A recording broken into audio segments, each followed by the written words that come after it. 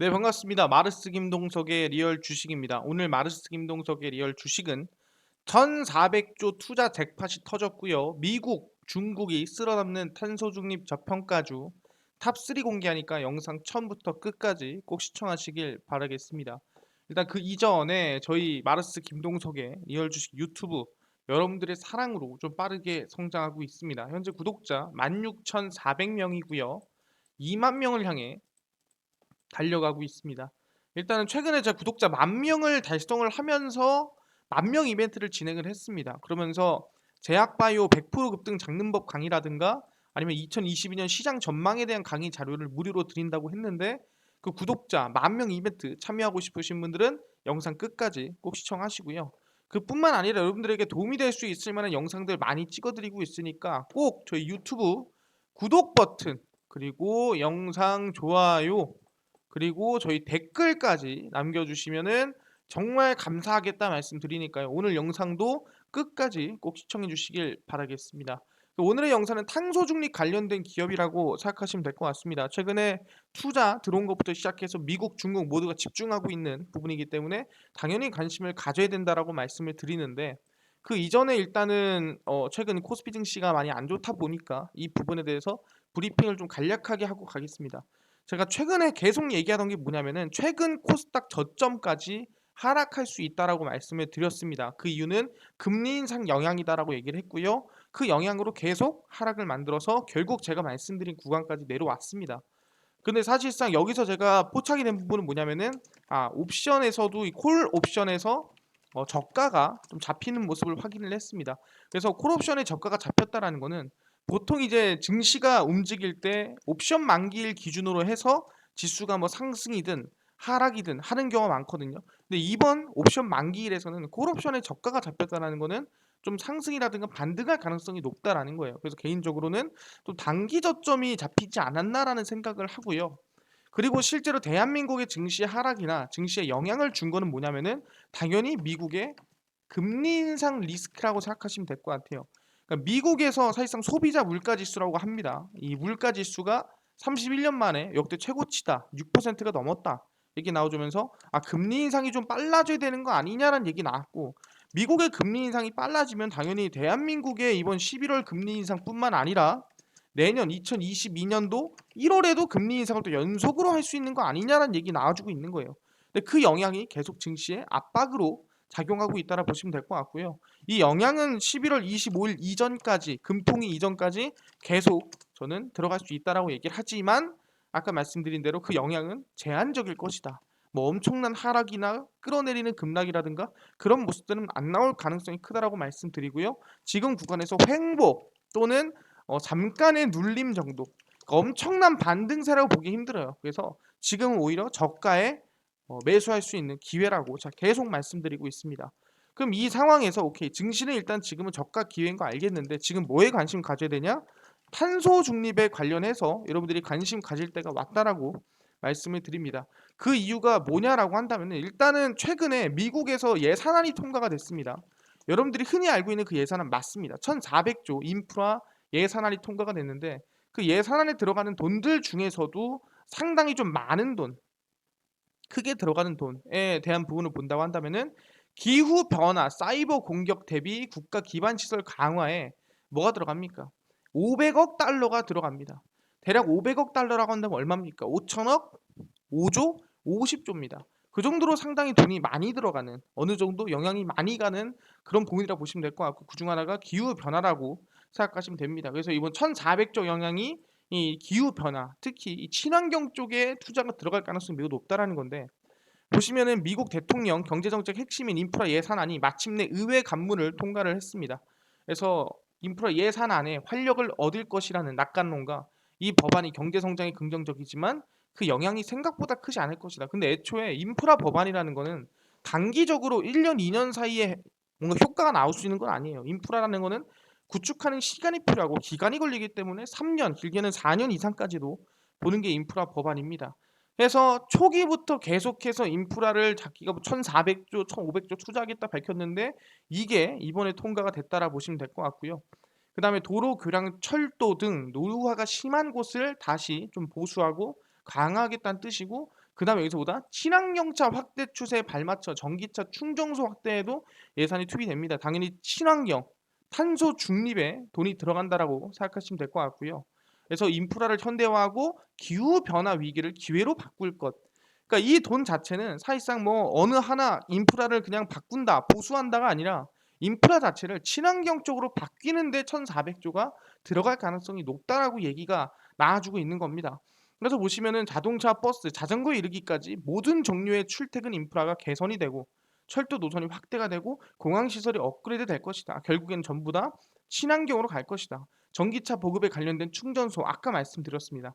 그래서 이 1,400조가 결국에는 전체적인 친환경에 투자가 될 가능성이 매우 높다라는 건데 그래서 최근에 뭐가 진행이 됐냐라고 한다면은 콥26이라는 회의가 진행이 됐습니다. 콥26이라는 거는 말 그대로 대한민국뿐만 아니라 전 세계에 있는 좀 힘이 있다 하는 나라들이 모여서 이 온실가스라든가 친환경이라든가 탄소 중립에 대해서 우리 어떻게 이행해 갈까라고 회의를 하고 거기에 대해서 뭐 마련을 하고 방안을 그 방안을 우리 같이 만들어 나가자라고 약속하는 그런 자리라고 생각하시면 될 것 같습니다. 이걸 콥26이라고 부르고 있고요.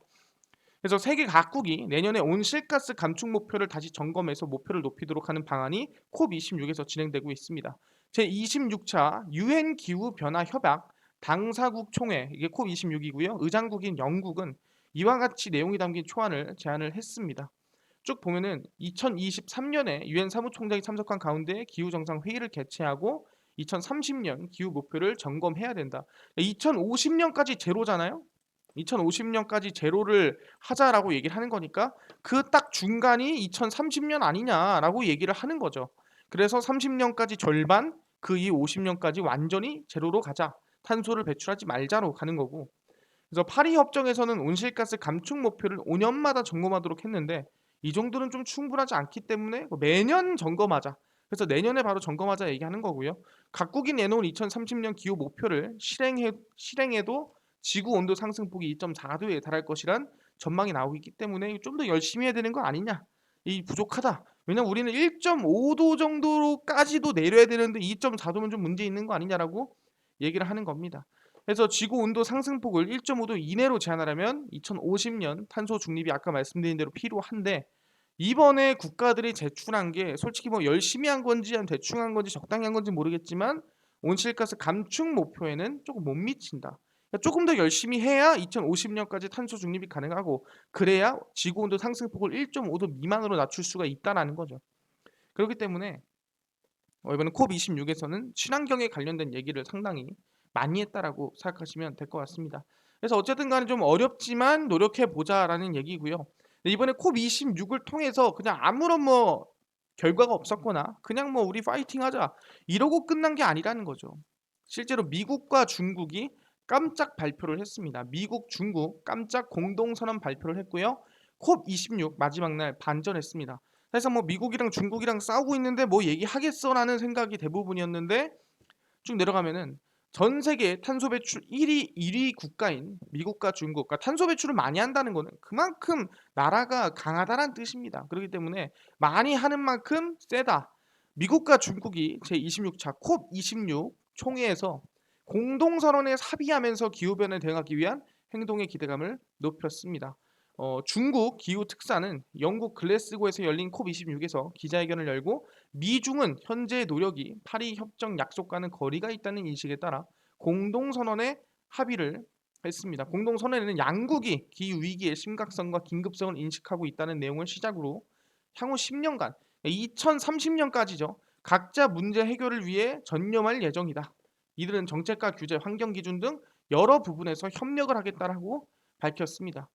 그래서 2015년 파리 기후 변화 협약에서 합의된 것처럼 지구 기온을 아까 얘기한 대로 1.25도 이내로 제한하는 거에 대해서 확인을 했고요. 어쨌든 그러기 위해서 열심히 하겠다라고 얘기를 한 거죠. 그래서 이번 공동선언 발표는 공조만이 양국의 유일한 선택이라는 것을 보여주면서 탄소 중립은 결국에는 서로가 협동해서 협력해서 가야 된다라는 것을 보여준다라는 거죠. 뭐 어느 나라는 열심히 하고 어느 나라는 대충 한다고 해서 해결되는 문제가 아니다. 그래서 서로 이견 없이 양국 기후 협력만이 지구 온난화를 막을 수 있는 방법이다. 야, 솔직히 너랑 나랑 제일 많이 배출하는데 야 우리 둘이 열심히 해야지. 딴 데 지금 책임 넘기면 되겠어? 라고 얘기를 한 상태입니다. 그래서 이번에 콥26 서로 간의 공동선언 합의가 끝났다라고 보시면 될 것 같고, 그래서 양국 간의 관계에서 이번 일로 통해서 긍정적인 요소 작용할 가능성이 매우 높다라고 얘기가 나와주고 있습니다. 그래서 중국이 좀 이게 심하죠. 최근에 뭐 화력발전소, 석탄 이런 거 다 줄이면서 사실 전력난이라든가 좀 이걸 좀 너무 자극적으로 너무 극단적으로 진행하는 부분이 있습니다. 그래서 100여 개 나라가 오는 2030년까지 메탄가스 배출량을 현재 30% 수준까지 줄이겠다라고 합의에 함께하기를 거부를 했는데, 그럼에도 불구하고 일단은 지금 뭐 긴밀히 협력해서 긍정적으로 나아가고 있다라고 생각하시면 될 것 같습니다. 그런 부분에서 뭐 미국이랑 중국이랑 오케이 어쨌든 탄소 중립에 대해서 지금 1위, 2위 국가다 보니까 탄소 배출량 우리 서로 합의하자, 우리 열심히 해보자, 줄여보자라고 공동 선언을 했다라는 거죠. 탄소 중립에 대해서. 오케이, 상당히 큰 의미입니다. 왜냐하면 1위, 2위 국가가 공동 선언을 했다는 부분에서. 그리고 실제로 한국과 미국도 이번에 뭘 만들었냐 한다면은 에너지 정책 대화가 출범을 했습니다. 2050년 탄소 중립 목표. 모든 나라가 똑같아요. 2050년 탄소 중립 목표입니다. 물론 이게 진짜 될지는 모르겠지만 2050 탄소 중립 실현을 위한 장관급 한미 에너지 정책 대화가 출범을 합니다. 양국 정부는 탄소 중립을 목표로 세워진 혁신적 협력 플랫폼 에너지 정책 대화를 통해 정책 기술 상용화 분과 등등등 해가지고 내년에 첫 회의를 열고 정책 공조에 나섭니다. 그러니까 모여가지고 이거 똑같습니다. 우리 어떻게 할까? 이렇게 하는 게 좋을 것 같긴 한데 저렇게 하는 게 좋을 것 같긴 한데 하고 얘기를 나누는 공간입니다. 그래서 미국 에너지부를 방문해 2030 국가 온실가스 감축 목표 상향 및 2050 탄소 중립 실현을 위한 에너지 분야 파트너십을 강화하기로 한 정상회담 후속 조치로서 이번에 출범을 합의했다라고 생각하시면 될 것 같습니다. 그래서 국장급에서 장관급으로 격상된 한미 에너지 정책 대화는 정책 기술 상용화 등등에서 진행을 한다라고 아까 말씀드렸고요. 에너지 정책 공조 강화를 위해 넷째로 배출 관련 아이디어, 장기 전략 등등 또 나눌 예정이다라는 거고, 공동 R&D 같이 뭐 풍력이든 아니면 태양광이든 뭐 원전이든 뭐든 서로 연구개발 협력을 하자. 청정 에너지와 탈탄소 관련 주요 기술의 취약점을 해결하자라고 얘기하는 상태입니다. 그래서 뭐 태양광, 해상풍력, 재생에너지 등등, 그래서 ESS까지 이것도 2차 전지의 일종이죠. 상당히 중요하다라고 얘기를 한 거고, 인력교류 같은 경우에도 아까 얘기한 대로 뭐 좀 잘하는 사람이 있거나 좀 잘 아는 사람이 있으면 서로 간에 주고받자 뭐 이런 뜻이고요. 수소 협력과 관련해서도 콥26에서는 국제 설명회를 통해 한국이 제안한 청정 수소 공급망 활성화 이니셔티브와 미국 내 한국 기업 수소차 실증 사업에 대한 관심과 지지를 당부했습니다. 그러니까 수소에 대한 얘기도 어느 정도 좀 해놓은 상태라고 보시면 될 것 같아요. 그래서 원전 같은 경우는 아까 얘기한 대로 협력을 어느 정도 할 가능성이 높다라고 얘기했고요. 대한민국이 SMR 거의 1위 국가다 보니까 관심이 많겠죠. 그래서 한국과 미국과도 어떻게 보면은 서로 이 탄소 중립에 대한 이 서로 간의 관계를 맺고 서로 협력해 나가자라고 이번에 발표를 한 상태라는 거죠. 그러다 보니까 상당히 큰 상태인데, 그러면은 오케이, 미국이랑 중국이랑 했고 한국이랑 미국이랑 탄소 중립에 대한 서로 에너지 정책 대화라는 출범을 내년부터 진행을 하고 내년부터 시작을 하는데, 그럼 국내 한국 내에서는 뭐 없나? 라고 하는데 한국 내에서 진행한 게 이겁니다. 바로 한전 발전 6사 첫 탄소 중립 비전 선포를 했습니다. 아까 얘기한 대로 2050 탄소 발전 전면 중단, 이게 한국 내에서 똑같습니다. 똑같은 소리 하는 거예요. 솔직히 말하면. 쭉 볼게요. 한국전력과 발전 자회사들이 탄소 중립 실현을 위해 2050까지 석탄 발전을 전면 중단하고 발전 분야의 탄소 배출을 없애겠다고 밝혔습니다. 그래서 공기업 6사는 쭉 보면은 제로 폴 그린을 발표를 했습니다. 이게 뭐냐면은 에너지 생산, 유통 등 전력 산업 밸류 체인의 전반에서 탄소 중립 이행을 위해 혁신을 주도하겠다라는 얘기고요. 어쨌든 간에 탄소를 배출하지 말자입니다. 결론은 그 소리예요. 그래서 탄소 배출을 제로화하고 전력망의 선제적 보관과 최적 운영으로 깨끗한 전기를 안정적으로 공급하겠다. 그러니까 탄소 중립으로 가지만 그렇다고 해서 에너지가 부족하거나 전력난으로 갈 생각은 없다. 그러니까 걱정하지 마라. 뭐 이런 뜻입니다. 그래서 탄소 중립을 발표를 했고요. 그뿐만 아니라 최근에 이 탄소 관련된 부분이 얼마나 활성화되고 있냐라고 물어본다고 한다면은 최근에 증권사 간의 탄소 배출권 거래가 개시가 곧 됩니다. 아직 시작하진 않았고요. 곧 된다 보시면 될 것 같아요. 정부가 증권사의 탄소 배출권 시장 진입을 대폭 확대하기로 하면서 이에 대한 기대와 우려의 시선이 엇갈리고 있습니다. 당연히 이거는 안 하던 걸 하는 거기 때문에 제대로 100% 모두에 만족시킬 수는 없습니다. 하나하나 볼게요. 한국거래소가 현재 증권사들을 대상으로 탄소 배출권 시장 참여 신청을 받고 있는 상태입니다. 그래서 오는 11월 11일까지 접수를 받은 뒤 회원 자격 심사, 모의 시장 운영 및 거래소 이사의 결의 등을 거쳐서 시장 참여를 허용할 계획이고요. 원래 이제 탄소 배출권 거래는 실제 이 탄소 배출권을 가지고 있는 이 기업이라든가 단체들끼리만 할 수 있습니다. 근데 이거를 이제 증권사도 참여하게 되는 거죠. 그래서 할당받은 탄소 배출권 허용량을 넘어서면 탄소 배출권을 구매해 채우고 반대로 남을 경우 다른 업체에 판매할 수 있다라는 겁니다. 그래서 보시면은 이제 감축 후에 매도하거나 잉여 배출권을 매도를 하거나 배출권을 구매하거나 배출량을 감축하거나 어쨌든 이런 부분이라 보시면 될 것 같습니다. 그래서 환경부는 탄소 배출권 거래제에서 증권사 등의 시장 참여를 확대하는 현행 고시 제정안 시행을 행정 예고했습니다. 그래서 어쨌든 간에 한다는 소리겠죠. 그런 부분이고 증권사가 탄소 배출권 시장에 참여하더라도 개인 투자자의 거래를 중개하는 게 아니라 증권사의 자기 매매. 그러니까 증권사를 통해서 개인 투자자가 거래하는 게 아니라 증권사가 그냥 사고 팔 수 있는 그냥 하나의 투자자로서 참여한다라고 생각하시면 될 것 같습니다. 그래서 자기 매매고요. 증권사는 고유재산 운용을 통해 최대 20만 톤의 배출권을 보유할 수가 있습니다. 그래서 수급 불균형에 따라 매수 매도 쏠림 현상이 심화되는 문제도 이게 그거죠. 증권사가 막 사가지고 막 주가 막 탄소 배출권 가격 올리고 막 그럼 되는 거 아니냐, 그럴 수도 있는 거 아니라는 걱정인 건데 그 걱정도 너무 걱정하지 마라. 어차피 3.7%밖에 안 된다. 그렇기 때문에 충분히 안정적으로 진행되지 않을까라는 얘기인데 배출권 가격은 지난 2015년 톤당 8,000원 수준이었으나 2019년 4만 원으로 껑충 뛰었습니다. 5배가 뛰었죠. 그리고 현재는 3만 원 안팎으로 널뛰기 시세 보이고 있는데 어쨌든 올라갔다 내려갔다 좀 심하다라 보시면 될 것 같고 이 빨간색이 가격입니다. 빨간색 보면은 현재 4만 5천 원 근처까지 쭉 달렸다가 쭉 밀렸다가 현재 지금 한 3만 원 라인대. 그러니까 저점 찍어주고 다시 반등이 나주고 있거든요. 그럼 여기서 전고점을 뚫어버릴 것인가 아니면 전고점까지 다시 갈 것인가에 대한 사람들의 지금 고민이 있는 건데 증권사가 수급을 넣어주면은 이거는 충분히 전고점까지 뚫고 가격이 올라가지 않겠느냐라는 생각이 있다라는 거죠. 일단 거래량 같은 경우에는 보시면은 2017년, 18년이 제일 많은데 거래 양이 이제 줄어듦 이후에 추세 돌파로서 거래량이 터지기 시작하면 솔직히 어디까지 갈지 모른다라는 거죠. 그러다 보니까 증권사들이 배출권 가격 하락 시기에 전략적으로 매도 물량을 더 쏟아내거나 반대로 가격 급락이나 급등을 부추길 수 있다라는 부분인데 이건 어쩔 수 없습니다. 어쨌든 11월부터 자격 심사가 진행이 되고 증권사들 간의 탄소 배출권 거래가 진행이 된다고 생각하시면 될 것 같습니다. 그 정도로 중요한 부분이고요. 그리고 이번에 메리츠 증권에서 국내 시장에 최초 유럽 탄소 배출권 ETN을 출시를 했습니다. 그러니까 사실상 개인 투자자도 이제 투자할 수가 있는 거죠. 국내 최초로 전 세계 최대 탄소 배출권 시장인 유럽 탄소 배출권 선물을 수종하는 상장 지수증권 ETN을 출시를 했습니다. 그래서 메리츠 S&P 유럽 탄소 배출권은 전 세계 최대 탄소 배출권 시장인 유럽에서 거래되는 탄소 배출권 선물로 그러니까 가격을 따라다닌다라는 거죠. 이거를 추종하면서 움직인다. 탄소 배출권 가격이 올라가면 ETN 가격도 올라가고 빠지면 ETN도 빠지고 그래서 아마 개인 투자자들도 좀 많이 참여할 수 있지 않느냐. 관심 많은 사람들은 그렇게 말씀드릴 수 있을 것 같아요. 이틀밖에 안 됐습니다.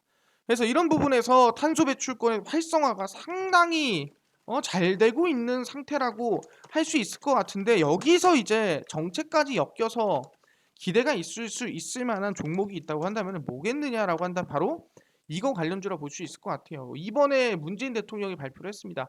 탄소 중립에 북한 참여 기대 동부가 산림 협력을 촉구했습니다. 산림 협력이 뭐냐?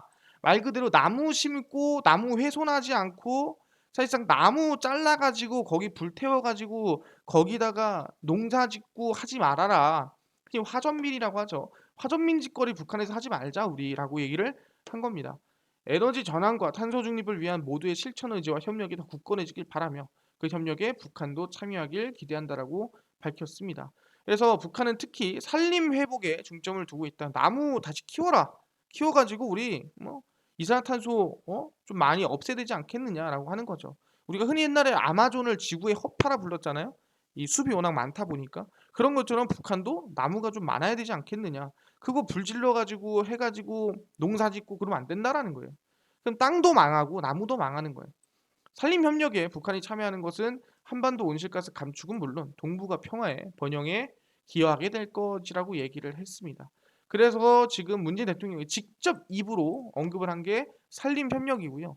실제 북한에서도 산림협력 관련해서는 상당히 적극적으로 대응을 하고 있습니다. 북한에서도 산림법이 개정이 되고 남벌, 도벌 등 불법행위 처벌이 강화가 됐다라 보시면 될 것 같아요. 그래서 문재인 대통령이 산림협력 관련 얘기를 했는데 북한에서도 여기에 대해서 이 산림법이 개정이 되면서 상당히 좀 이번에 강화가 됐다라 보시면 될 것 같아요. 산림관리 지침과 통제를 다룬 제6장은 처벌 관련 규정으로 산림관리상 드러난 불법 행위를 저지른 기관, 기업, 조직, 개인에 대해서는 처벌과 형사 책임을 담고 있다라는 부분이고 북한 기업수와 주민들 사이에서 자재 부족과 생활고로 땔감이 부족하면서 산림을 남벌하거나 도벌하는 행위가 비일비재해 이거에 대해서 처벌을 하겠다라는 거죠. 나무 꺾지 마라 함부로 그런 부분이고요. 원래 1992년도에 제정을 했는데 최근 들어가지고 좀 강화가 됐다라고 생각하시면 될 것 같습니다. 산림조사는 산림 활용에서 매우 중요한 일이며 국토의 80% 이상이 산림이므로 산림조사의 작은 실수도 큰 경제적 손실이 된다. 특히 탄소 배출권이 많은 지금 상태에서는 문제가 많기 때문에 그래서 산림 협력이 매우 중요하고 산림이 꼭 있어야 된다라고 볼 수 있을 것 같아요. 그래서 우리는 최근 들어서 산림 관련주에 대해서 우리가 좀 알아볼 필요가 있다라는 거예요. 그래서 사실상 남북 경협 중에서도 우리는 산림 관련주를 어, 알아야 된다라고 말씀을 드리겠습니다. 그래서 이거는 우리가 흔히 알고 있는 뭐 사실상 탄소 배출권 관련 또는 탄소 중립 관련주랑 좀 엮이는 부분이 있습니다. 그래서 한솔홈데코라고 있고요. 그리고 이건홀딩스, 이건산업 이렇게 일단 세 종목으로 가도록 하겠습니다. 사실상 더 많은 기업이 있긴 하지만 일단은 좀 대표적인 기업들 위주로 보는 게 제일 깔끔하지 않을까 생각을 하고요. 한솔홈데코 같은 경우에는 최근에 주가가 급등이 만들어졌습니다. 그것도 이제 탄소 중립 관련해가지고 그 이후에 눌림목이 만들어주고 양봉 추세 전환이 나와주고 있습니다. 나쁘지 않은 구간이고 반등이 나온다고 한다면 충분히 뭐 중반 돌파하면은 상단 2,000원까지도 가능하지 않을까 생각합니다. 특히 이건홀딩스가 차트상으로는 제일 긍정적인 흐름이거든요. 그래서 이 차트상으로는 과연 어디까지, 과연 전고점까지도 갈 수 있지 않을까라는 좀 흐름세를 보이고 있습니다. 이건산업도 이건홀딩스랑은 다르게 추세를 뭐 미친 듯이 올리진 않았지만 그래도 저점을 좀 올려주는 모습이지 않을까라는 부분이면서 우리가 이 종목을 이제는 좀 관심을 가지면서 가야 된다라고 말씀을 드리는 부분이고요. 그러면 이런 종목들을 제외하고 나는요, 오케이, 이런 종목 관심 가지는 것도 알겠는데 구독자 1만 명 아까 이벤트 진행한다고 하셨는데 그 구독자 1만 명 이벤트로 뭐 제약바이오 연말 100% 급등 잡는 법 강의랑 강의법이랑 그 다음에 2022년 대선 이후 시장 전망에 대한 이제 강의 자료 이거 무료로 드린다면서요. 무료 주신다면서요. 100%로 이것도 드리는데 나는 이것뿐만 아니라 당일 급등이 예상되는 단타 종목도 매일 무료로 줬으면 좋겠고 그뿐만 아니라 장 시작 전에 좀 기대가 되는 이슈라든가 뉴스라든가 아니면 시황도 좀 무료로 정리해줬으면 좋겠고 그다음 테마주, 매매법, 강의 다 무료로 알려주실 수 없을까요? 해서 이걸 모두 다 무료로 알려드리고 있습니다. 누가? 김동석 대표가 무료로 알려드리고 나눠드리고 있고요. 어디서? 바로 김동석의 리얼 주식 연구소라는 100% 무료 어플입니다. 이 어플은 여러분들 각 스마트폰 안에 나는 아이폰입니다. 그럼 앱스토어가 있고요. 나는 구글 플레이 그러니까 갤럭시입니다 하시는 분들은 구글 플레이 플레이스토어에서 다운로드가 가능합니다. 그래서 아이폰 또는 갤럭시로 앱스토어, 구글 플레이, 플레이스토어에 접속을 하신 다음에 거기 뭐라 검색을 하시냐 스마트폰 내로 접속을 하셔서 김동석의 리얼 주식 연구소라고 검색을 하시면 이렇게 김동석의 리얼 주식 연구소 어플이 뜨게 됩니다. 그럼 이 어플을 터치를 하시고 들어가시면 100% 무료입니다. 100% 무료로 어플 설치가 가능합니다. 현재 875명이 별 5개를 달아주셨죠. 정말 괜찮으니까 달아주셨을 거고 별로면 안 달았겠죠. 그래서 어플을 설치를 무료로 하시면 될 것 같고요. 이 어플 설치를 하시고 난 다음에 100% 무료로 어플에 들어오면은 이런 화면이 뜹니다. 김동석의 리얼 주식 연구소고요. 당일 리얼 추천주가 당일 급등 예상 종목을 무료로 알려드리고 급비 분석이 시황입니다. 장 시작 전에 이제 이슈가 될 수 있을 만한 뉴스 시황을 정리해 드리고요. 극비 자료가 테마주, 그다음에 뭐 강의 자료 이걸 무료로 드리고 있습니다. 그래서 쭉 보시면은 이제 리얼 추천주 안에 들어가셔야 이제 구독자 이벤트 이번 주까지밖에 진행 안 하거든요. 참여할 수가 있고요. 이 구독자 이벤트 누르면 10,000명 너무 뭐 감사드리고 그래서 연말 제약바이오 100% 급등 장문법 강의 자료랑 대선 이후 증시 전망 강의 자료 드릴 건데 어떻게 드리냐 하시면 딱 두 가지만 하시면 됩니다. 첫 번째가 마르스 김동석의 리얼 주식 유튜브 구독 누르시는 거고 플러스로 김동석의 리얼 주식 연구소 어플 정말 괜찮다면 별점 5개 남겨주시면 될 것 같습니다. 그래서 어플 다운로드 받아서 별점 5개를 달아주시고 구독 버튼 눌러주시면은 모두에게 무료로 자료 나눠드리니까요. 이거 2개 하는 게 돈 드는 게 아니거든요. 그렇기 때문에 무료로 해놓으시면은 모두에게 해드리니까 꼭꼭꼭 하셔라 말씀드리고 제가 추천주를 매일매일 올려드리고 있습니다. 이미 11월 12일 추천주 올려놨죠. 오늘도 당연히 11월 11일 추천주가 올라갔습니다. 오늘은 뭐 줬었냐? 오늘 같은 경우에는 전날에 크래프톤을 미리 드렸고 오늘만 하더라도 약 한 11% 정도의 당일 급등 상승이 나와줬다라고 말씀을 드리겠습니다. 그래서 이 후속주로 오늘 12일 추천주가 나왔으니까 관심 가지시고 10월 같은 경우에도 뭐 승률은 80% 정도였고 뭐 15%, 23%, 52%, 29%, 44% 등등 뭐 수익이 나쁘진 않았다. 그래서 기대를 좀 해보셔라. 매일매일 추천주는 드리고 있습니다.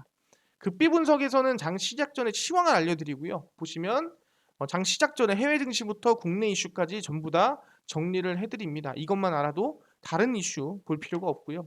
급비 자료에서는 테마주라든가 용어 정리라든가 기술적 분석을 무료로 정리해드리고 있습니다. 그래서 자료가 정말 많아요. 테마주부터 시작해가지고 기술적 분석까지 해가지고 다 무료로 나눠드리고 있습니다. 그래서 저희 김동석의 리얼 주식 연구소 어플입니다. 꼭 추천주, 시황, 테마주 강의 자료 100% 무료니까요. 꼭꼭꼭 다운로드 받으셔라 말씀드리고 구독자 이벤트도 꼭 참여하시고요. 그뿐만 아니라 저희 마르스 김동석의 리얼 주식 유튜브 여러분들의 사랑으로 커가고 있습니다. 저 유튜브 구독 버튼, 영상 좋아요 버튼 그리고 댓글까지 꼭 달아주시면은 저희 구독자 2만 명까지 금방 갈 수 있을 것 같습니다. 그래서 여러분들에게 더 좋은 내용, 더 도움 많이 되는 내용 도와드릴 테니까 믿어주시고요. 다음 영상에서 더 나은 내용으로 찾아뵙도록 하겠습니다. 감사합니다.